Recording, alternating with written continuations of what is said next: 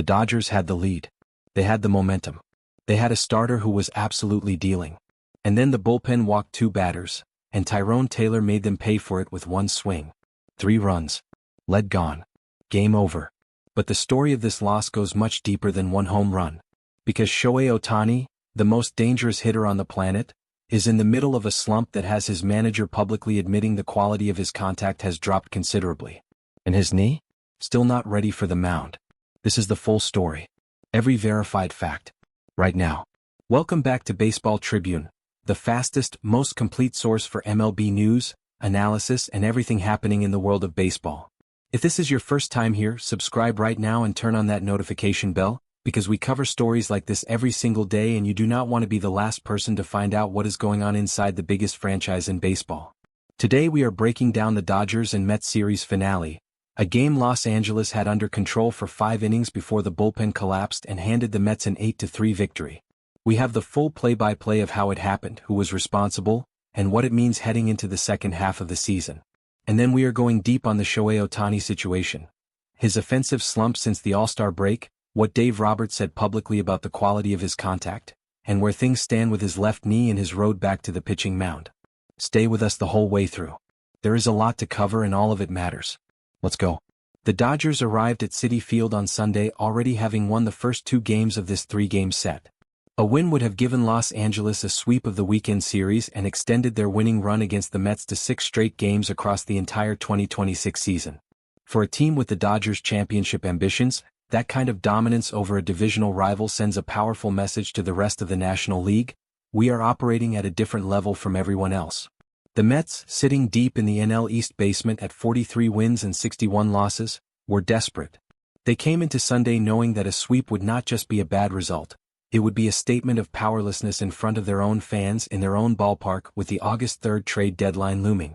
For a team whose roster is widely expected to be broken apart before next week is out, this was one of the last chances to give the home crowd something to feel good about before the sell-off begins.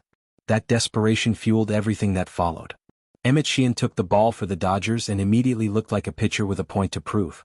The game started with Shohei Ohtani in the leadoff spot as designated hitter, his standard role since his pitching shut down, and on the very first at-bat of the afternoon, Ohtani made immediate contact. He drove a well-timed ball into the outfield for a double, his 19th of the season, and put himself in immediate scoring position with nobody out. Ohtani on second base, top of the first, nobody out. The Dodgers had a golden opportunity to take an early lead before the Mets had even settled in. The opportunity went to waste. The Dodgers failed to bring him home, and the Mets answered right back in the bottom half. A.J. Ewing opened the inning with a double of his own, and Francisco Lindor followed with a single through the right side to score Ewing and put New York up 1-0. It was exactly the kind of punch the Dodgers did not want to absorb after leaving a leadoff man on second base in the top of the inning. But Sheehan was not shaken. He settled in and began attacking hitters with a maturity and composure that was impressive throughout his entire outing. He mixed his pitches intelligently, limited hard contact, and put up zeros across the middle innings while the Dodgers' offense gradually built an advantage behind him. By the time the Dodgers had worked through the 3rd and 4th innings, with Eleuteris Alfonso and Freddie Freeman delivering timely hits, Max Muncy adding a productive groundout, and Tommy Edman continuing his consistent work at the top of the lineup, Los Angeles had turned that early deficit into a 3-1 lead.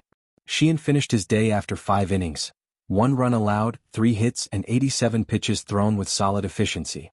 He left the mound in position to earn the win, and through 5 innings the Dodgers had played close to perfect baseball. What happened next is what will define this game. Jack Dreyer came in from the Dodgers bullpen to start the 6th inning. The warning signs appeared almost immediately. Dreyer could not find the strike zone. He walked Carson Bench to lead off. Then he walked Luis Robert Jr., who the Mets had brought in specifically for this situation. 2 base runners, 0 outs, and the top of the Mets order cycling back around with the Citi Field crowd suddenly buzzing with life.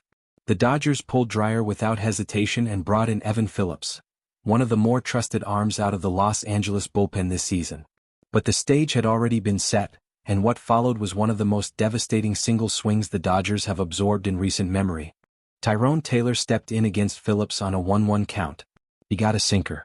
And he destroyed it, a 3-run home run, his 8th of the season and his 5th in just 33 at-bats since returning from the injured list in late June. Taylor had been one of the hottest hitters in baseball over that stretch, and on Sunday he picked the worst possible moment for the Dodgers to find that out. 3-1 became 4-3 Mets in one swing. The lead was gone. The momentum had completely shifted. And Phillips took the loss on the day, dropping to 0-2 on the season as the Dodgers dugout absorbed the damage.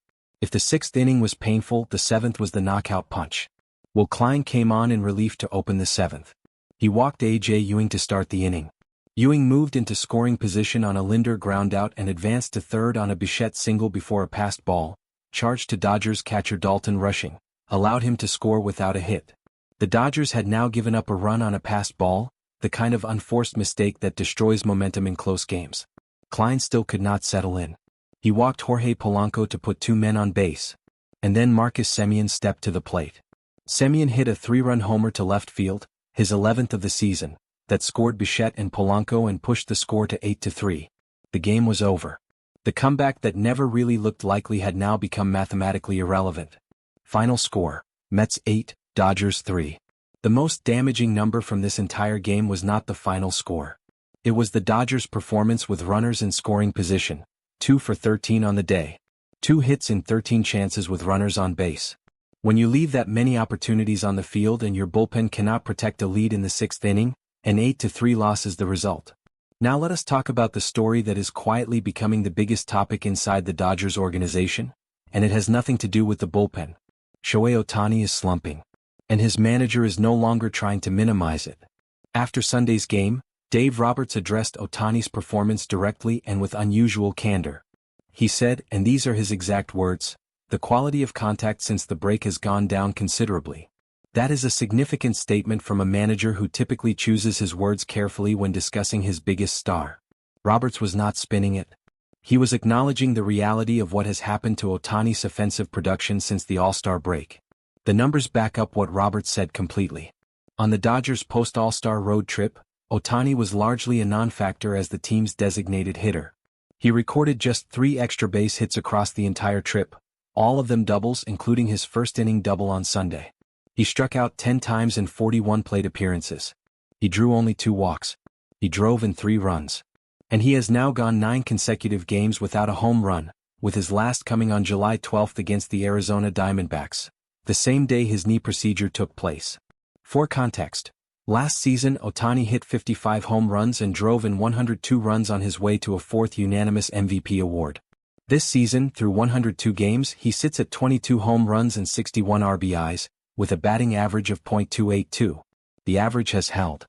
The power has not. His overall numbers still look strong on paper. His .907 OPS on the season ranks 6th best in the entire National League. But when you watch him at the plate right now, the explosive contact that defines him at his best is simply not there.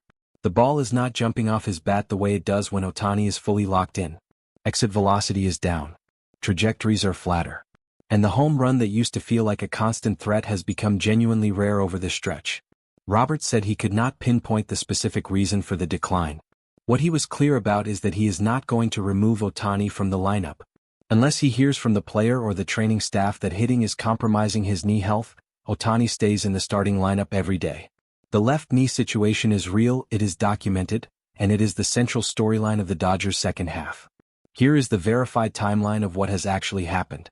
On July 12, the final game before the All-Star break, Ohtani hit a home run against the Arizona Diamondbacks and went 2 for 4 at the plate. That same day after the game, he had fluid drained from his left knee. The procedure was designed to relieve the irritation and inflammation that had been building in the joint. Because of the procedure and the need for rest, Ohtani did not travel to Philadelphia for the All-Star game and instead rested at home during the break. On July 22, ahead of the Dodgers game against the Phillies in Philadelphia, Ohtani threw a 34-pitch bullpen session. The session had originally been scheduled for the weekend in New York, but Ohtani felt ready to go earlier than expected and the Dodgers moved it up. After the session, Roberts called it a significant sign of progress. Pitching coach Mark Prior said simply, "It looked good. Feels good. We'll see where he's at tomorrow."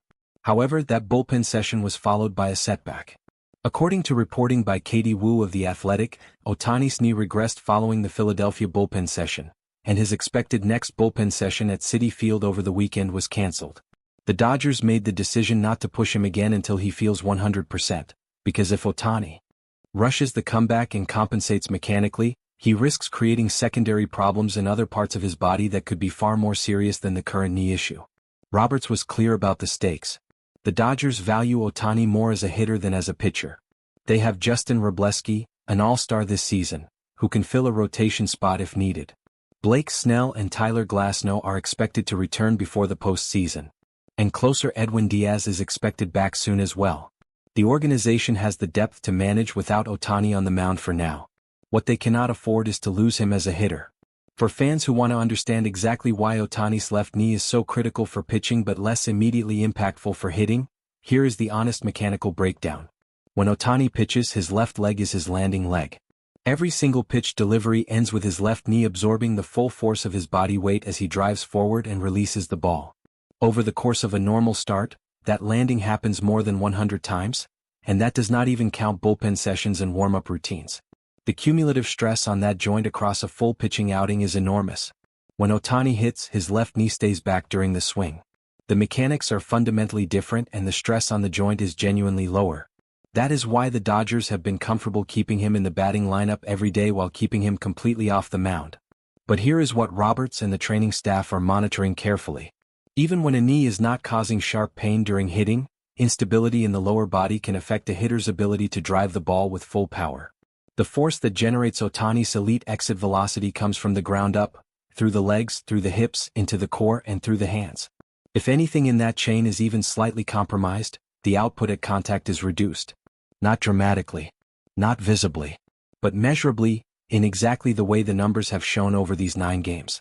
That is why Roberts said he still cannot identify the exact reason for the decline. It may not be pain.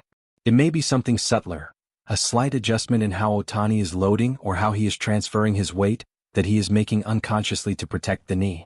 At the MLB level, that kind of microscopic mechanical change is the difference between a home run and a flyout. Here is where everything stands for the Los Angeles Dodgers right now. They won the series against the Mets, 2-1. Their overall record against New York this season is now 5 wins and 1 loss. They are still the best team in the National League, still leading the NL West, and still the clear favorites to represent the senior circuit in the World Series. 1 loss in a 3-game road series does not change any of that. But there are real questions that need real answers before October. The bullpen walked 2 batters and gave up a 3-run home run in a game they were controlling. The offense went 2 for 13 with runners in scoring position. And their best player is in a 9-game home run drought with his manager publicly acknowledging that the quality of his contact has dropped considerably since the All-Star break. None of those things are insurmountable. Ohtani himself went through a 26-game stretch earlier this season, hitting just .200 with 1 home run, before immediately catching fire and re-establishing himself as the MVP frontrunner in the National League. His .907 OPS on the season still ranks 6th best in the league. The talent is there. The history is there. The trade deadline is August 3rd. The Dodgers are expected to add bullpen depth before it closes. Blake Snell and Tyler Glasnow are coming back. Edwin Diaz is expected to return soon.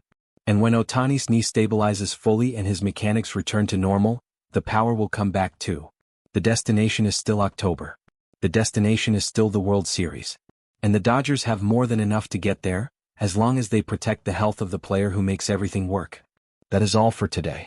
If you made it this far, smash that like button, subscribe to Baseball Tribune, and turn on the notification bell so you never miss a story. Drop a comment below. Are you worried about Ohtani's slump, or do you think he bounces back immediately after the knee stabilizes? We want to hear from every fan watching right now. Share this with every Dodgers fan you know. We will see you in the next one right here on Baseball Tribune.